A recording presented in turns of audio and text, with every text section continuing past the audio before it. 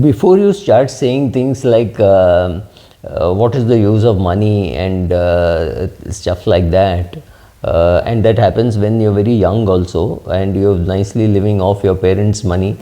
Many boys and girls get into this thing that why do we need money, what does money do, money causes a lot of harm. All that is fine, but before you make these statements and you get away with this, you need at least 2 million US dollars, which means about 15-16 crores in Indian rupees as of now.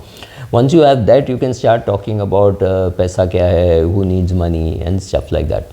So let's get to some very basics. Whatever you are, whatever is your age, money brings security like nothing else can. Nobody else can give you the kind of security that having your own money can do, right? The confidence that in case you something happens to your house, you can go and stay in a rented place for some time till this gets sorted out. Or if you're admitted in hospital, or somebody near and dear is admitted in hospital and the doctor says it will cost you 10 lakhs, you don't bat an eyelid because you planned it well, you have insurance, you have some money to back up, right? You have some kind of a critical illness insurance, so that when you're not working, somebody is paying you money to manage your day-to-day living, right? So good financial management and having money is a very important thing in life. Second, please have the confidence that you can do it yourself. It does not matter whether you're a man or a woman, whether you're black or white or brown. It doesn't really matter whether you're 22, 52, 82, doesn't matter. You can learn managing your money to the extent that you need. So an 82-year-old should be able to perhaps go to an ATM and withdraw money and use it for our day-to-day use, or perhaps learn how to use apps and try to make all the payments online. So I know one 77-year-old who learned recently, and she's very happy with the amount of control she has over her life because she is using BeamPay, right? She's using BeamPay for everything, so she doesn't have to fight for change, whether it is her grocery bill of 900 rupees or whether it is her milk bill of 23 rupees a day or 56 rupees a day.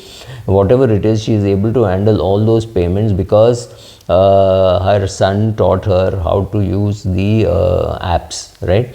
So having apps is useful, of course. Having money is very, very useful, there is no doubt.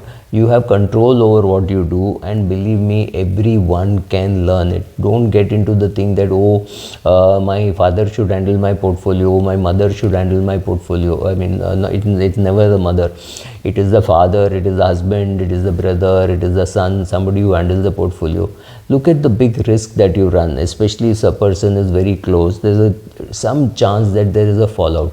In case there is a fallout, you don't even know what to do. You have not learned whether that money is invested for a short term, for the long term, whether it is equities, whether it is debt, whether it is growth option. None of these words also you have learned.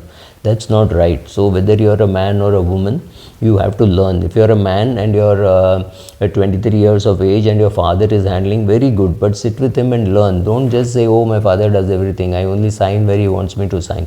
Both boys and girls do this, and then the parents with all their great knowledge screw up your portfolio also. I know one man who was a mining engineer who screwed up a portfolio. I know one more person who was a clerk in a company who has very effectively ruined his daughter's portfolio. But the daughter for the daughter it doesn't really matter because she trusts her father. I mean, trust has to have competence also, right? When you have a toothache, you go to a dentist, not to your mother. Your mother will say, are you mad? Why have you come here? It's painful, go to the dentist. If you have a heart attack, you go to a cardiologist. If you have a money issue, you go to somebody who can help you with it, whether it is about borrowing, whether it is lending, whether it is documentation, whether it is insurance. You go to somebody who is competent to handle that, not just somebody whom you trust. Oh, why did you ask your dad to manage your money? Oh, I completely trust him. Trust him, yes, but competence, no, right? If he's been a mining engineer, he does not understand money, or he may not understand investments, right? So I see very, very messy portfolios in houses because the person who is given the control to somebody else has no view on it and no mechanism for feedback saying this is what a big fund has done, this is what the index has done, what have you done. No questions asked, nothing. And once you do this, after 10-15 years, it will be impossible to wrest back control. So women, it is nice to say that my husband knows no cooking and I know no finance, but it is also very stupid.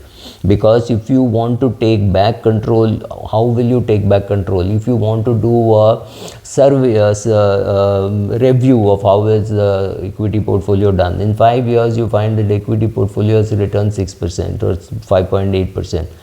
Perfectly valid for you to ask, wouldn't we have been better off in something like an RBI bond or a PPF or something like that?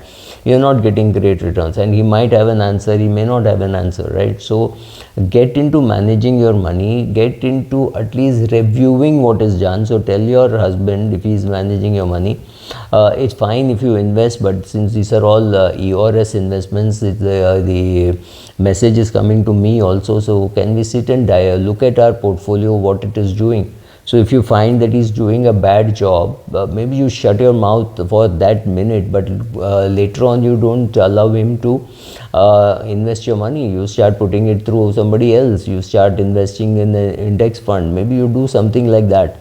So be careful about your money, learn about your money. Money management is easy, money management is important, money management has to be done. You don't have a choice. It's like brushing your teeth or making your bed.